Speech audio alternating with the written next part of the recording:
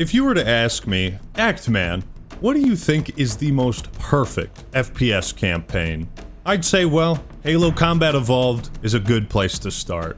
Out of all the games I've played, CE is the one I've beaten the most. I played through it on the original Xbox, MCC. I've indulged in numerous campaign mods, including Ruby's Rebalanced, Zuka Zamasu campaign, Combat Revolved, Halo Infinite Evolved. It's really one of the best case studies in, like, intentional game design. The type of experience where you can tell the developers thought of everything. And so it makes perfect sense for Halo Studios to want to remake that. And while I haven't gotten the strongest sense of their creative vision behind this, I wanted to give you my perfect vision for a Halo CE remake. Number one, because it's fun to imagine things, and number two, it's going to be really funny if we can come back to this video and be like, oh, yep, they didn't do that, or that, nope, if they end up doing none of this. Now, this video is a much more positive spin on the CE remake, but if you're looking for something more critical and pessimistic, I do have a follow-up video. This is part of a two-part series. What the remake will be at launch and what it could be in our heads are two totally different things. At the very least, this remake gives us the opportunity to take another deep look at Combat Evolved and all the things that made it a masterpiece. By the way, thanks for 2 million subs. It was great to hit that milestone, and if you like what I do here, no better way to support me than by subscribing. So let's see how long it takes to get to 3 million. Come with me on this journey, Spartan. So this video will be focusing on elements that I think make sense for this game. Any cut content, vehicles, wildlife, scripting, encounters that was originally planned for the game but didn't make it in, that's all fair game. But this Halo Ruby's Rebalanced is basically a blueprint for everything I would want to see in a CE remake. There's also Halo CE Restored, which you can check out Nervy Destroyer's series on cut content that Bungie had planned. I'm gonna put a list of links to all those CE campaign mods that I think are worth giving a shot. So let's go through mission by mission, starting with the Pillar of Autumn. I think the goal of our remake is to expand on the areas that we can, adding more story, more gameplay opportunities, and more to the level design and world building. This remake has an opportunity to do what Reach did, which is to bring the series full circle. It's like poetry, so if they rhyme. But I also want this treatment in reverse. I want the CE remake to feel like I just got done beating Reach. So my first idea is a story expansion. So Keyes got the package Cortana from Noble 6 at the end of Reach. At the start of CE, he's on the bridge with Cortana, presumably meeting her off-screen. Now this is a pretty important gap between the two games that, as far as I know, we haven't seen. Maybe in some novel or something, but I want to see Keyes and Cortana meet for the first time. What is that conversation like? And more so, importantly, I want Cortana to be like confused on the Pillar of Autumn and then ask how she got here. Something like that, to which Keyes can then mention the efforts of some very noble Spartans.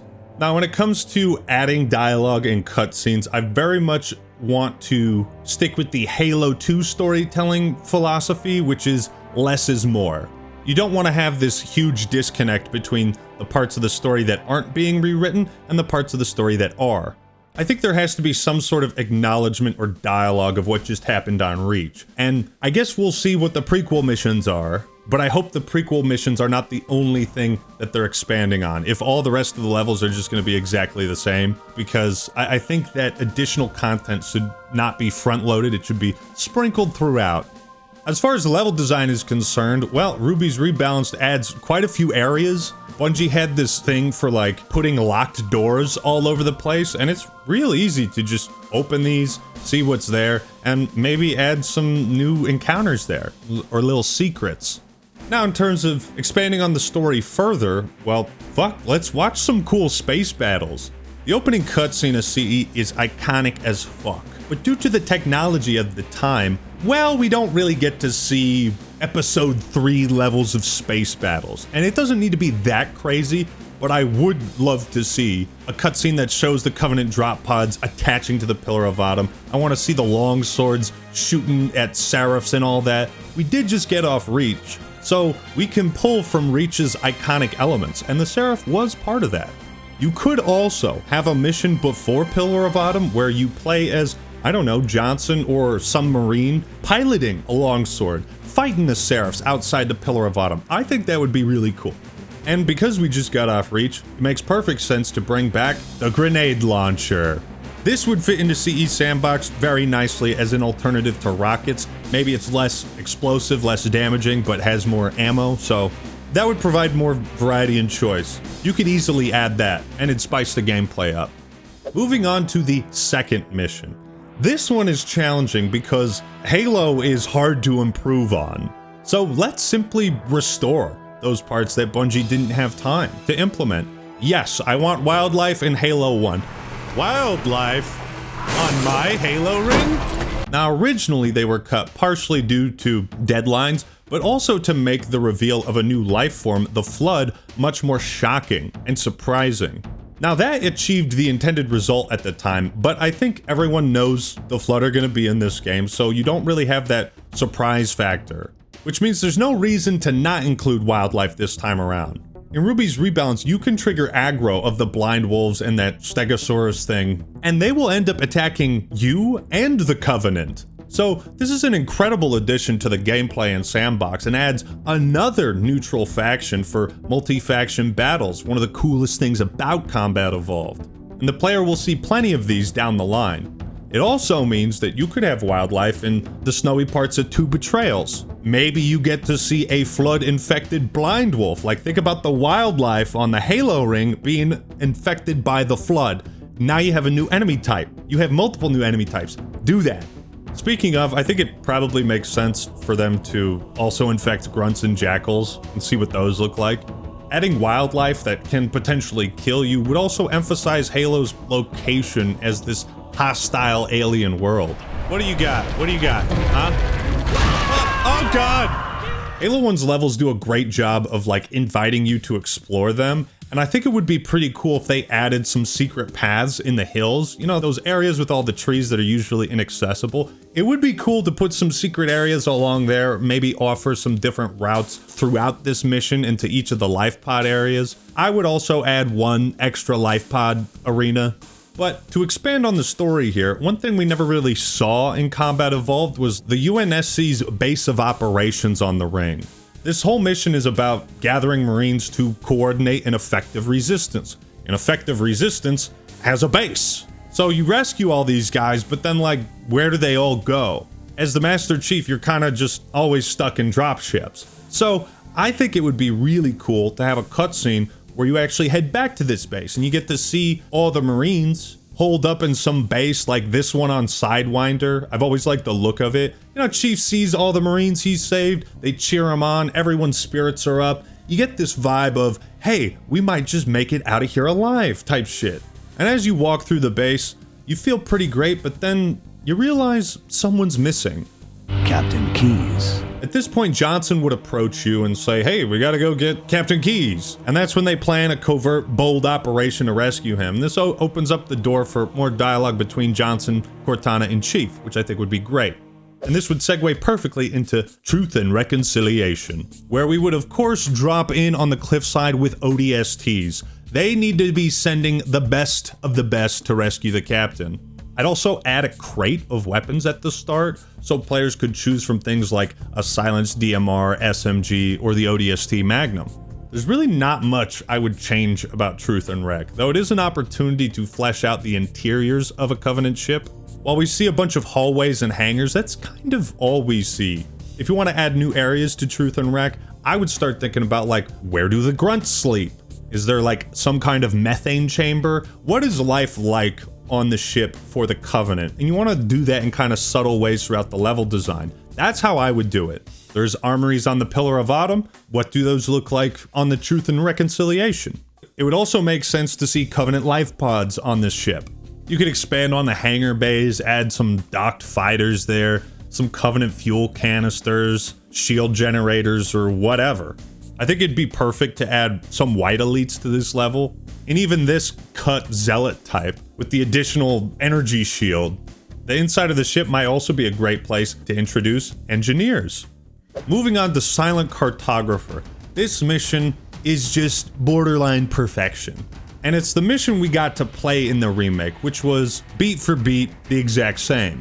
One thing immediately stands out to me in this footage, and that's all these clusters of islands, these towers of rocks. They are begging to be explored, and I have some pretty kick-ass ideas for this level. You want to retain the soul of having the freedom to explore every part of this island, even driving out into the water for no reason. There's nothing worse in Halo campaigns than invisible barriers, and that will kind of kill the immersion and spirit of this iconic level, so let's play into that instead.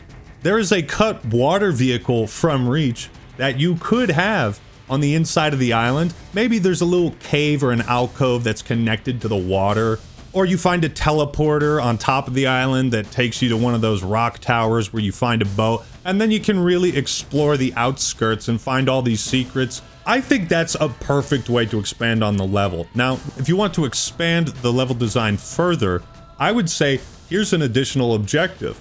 So you find the location of the control room, but how do you get there?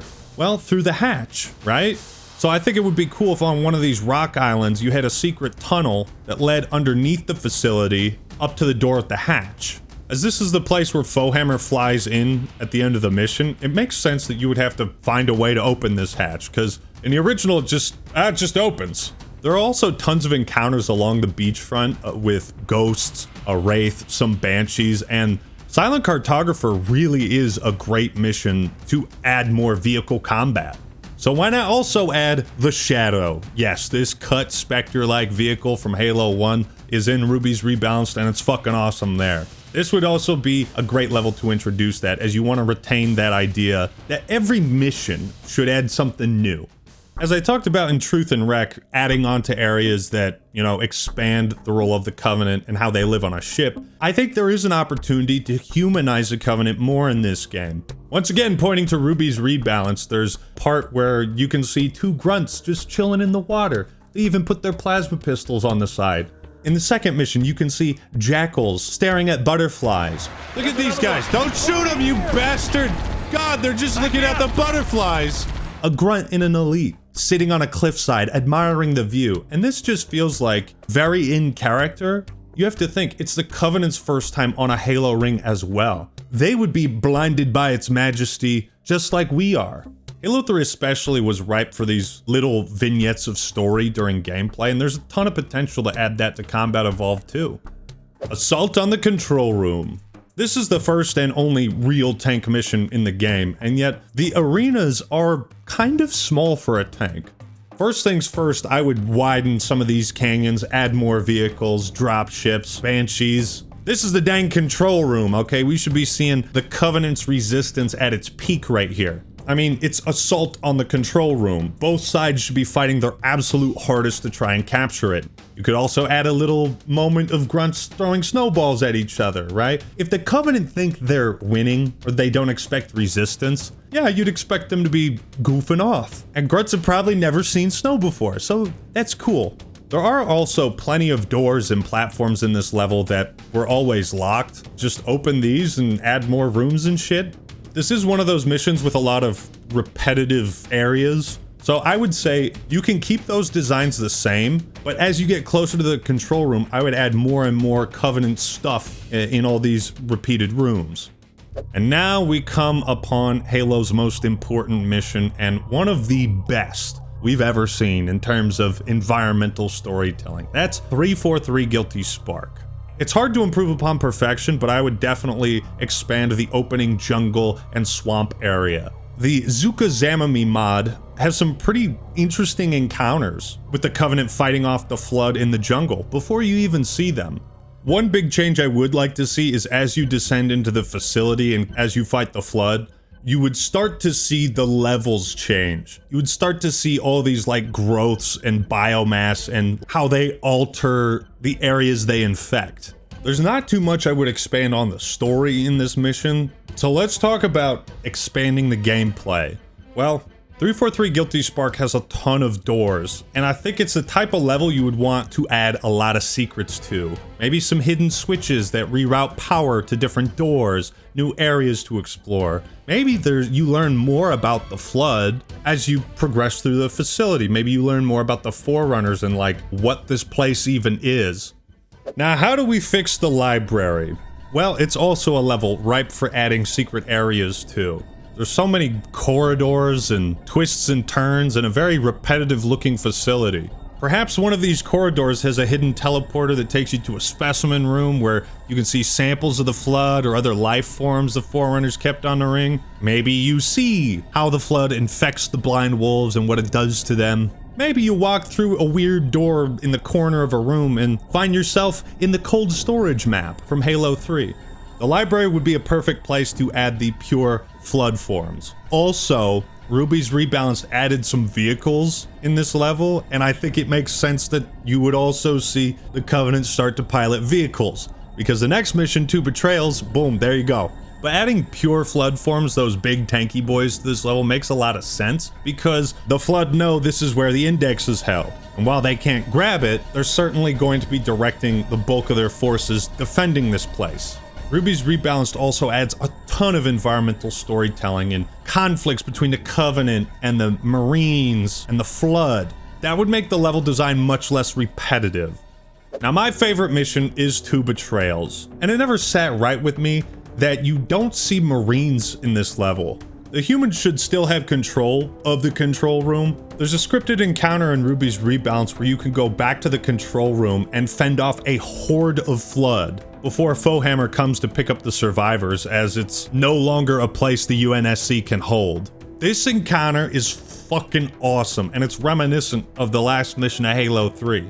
Also, the reason the control room environments are all frozen and snowy is because that is strategic. It's actually a deterrent to the Flood infection, as they cannot spread as quickly or move as fast in the frigid cold. So I would add frozen corpses to the levels, a sign that if you get shot and you start bleeding out, you might become part of the level. Now, Hidden Xperia brought up the idea of inclement weather, so at this part in the story, Chief refuses to activate the ring, and the whole mission is you walking into these energy beams to delay the firing sequence. On this level, I want to see thunderstorms. I want to fight in a blizzard. If there's a level to go crazy with the weather effects, it's 2 Betrayals. Because think about it. Okay, Guilty Spark couldn't activate the ring since you have the index. So what does he do now? Well, I'd say he's just pulling all the levers on the ring to see what he can do to slow the outbreak of the Flood. It would also be very atmospheric, like representative of the Flood as they're taking over the ring, and how the installation itself is like in conflict. And this would harken back to the line about weather patterns in Assault in the Control Room. 2 Betrayals would also be a great mission to see Flood-infected wildlife and Flood-piloted vehicles to really drive home the point that they are evolving. And now we arrive at Keys, the penultimate mission. Basically, any changes you make to the ship in the 3rd mission will be here as well. But this is the moment in the story where we really see the horror and the threat the Flood pose. They're creating a supermind of Flood intelligence and biomass. This would be a great mission to really use invisible Flood combat forms. Maybe have some enemy types that like cling on to walls. The Flood are getting smarter, and you want to feel that in the tactics that they attack you with. Since this is also where they introduce Spec Ops grunts and elites, well, those are the best of the best Covenant, so they would adopt their strategies. Side note, Ruby's Rebalance adds Flood ODSTs, which drop a bunch of ammo, but these guys will also dive and duck and dodge, whereas the other combat forms will just recklessly charge you. I think adding some strategic variation to Flood combat forms would add so much to the gameplay, and also adding visual variety, like having elite combat forms with bits and pieces of their Sangheili armor, same with the Marines, or the crewmates in like those colored jumpsuits. I want to see more visual variety in what the Flood infects.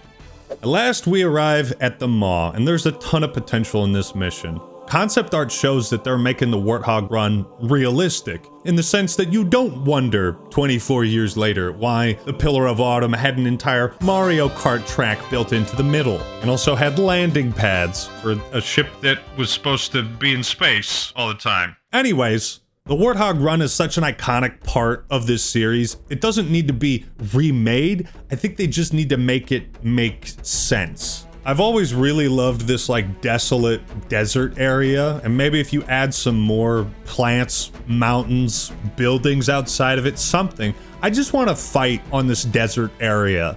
Now we see the ring blow up from Chief's perspective, but we never see what it's like on the ring itself.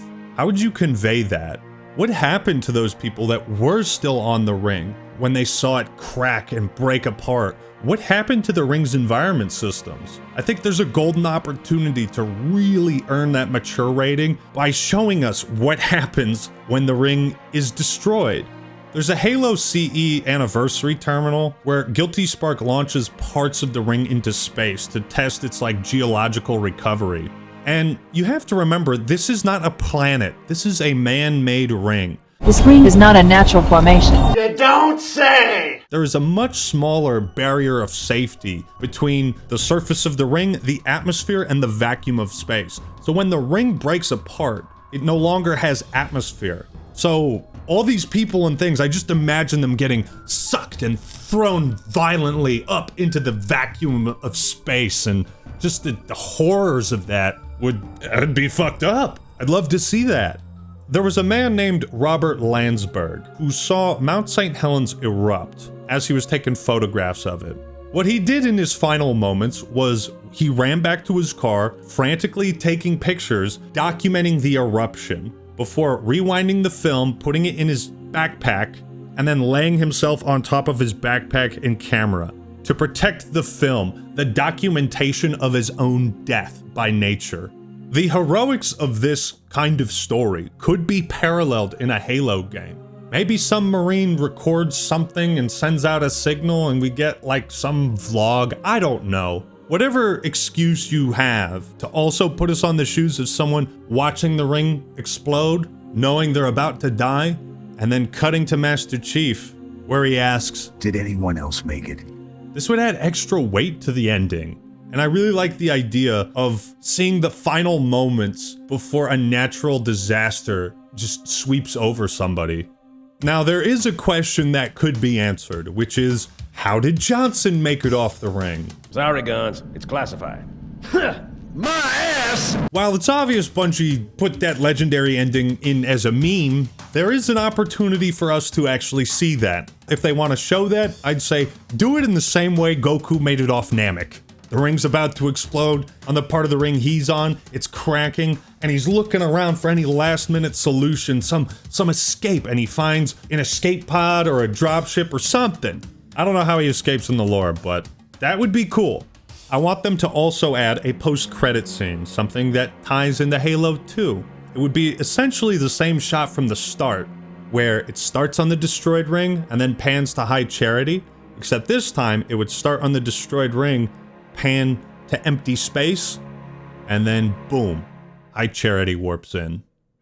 So that's my outline, my Perfect CE remake in a nutshell. While I wish we had some indication on the future of Halo's multiplayer or Halo 7, or if they're even going to continue Infinite's story, we do have to play with the cards we're dealt. And right now, we have a Halo Combat Evolved remake in our hands. There is a world where a Perfect CE remake exists, and I hope it's not just in all of our collective heads. I want to see this vision become reality. Halo definitely needs a win. And even if just 10% of the ideas in this video are implemented, I think that will make a vast improvement over the demo I played. Regardless, if you want to show your support for my ideas, well, a like is always appreciated, and comment down below your own ideas. What do you want to see in a Combat Evolved remake? Pitch your perfect vision to me.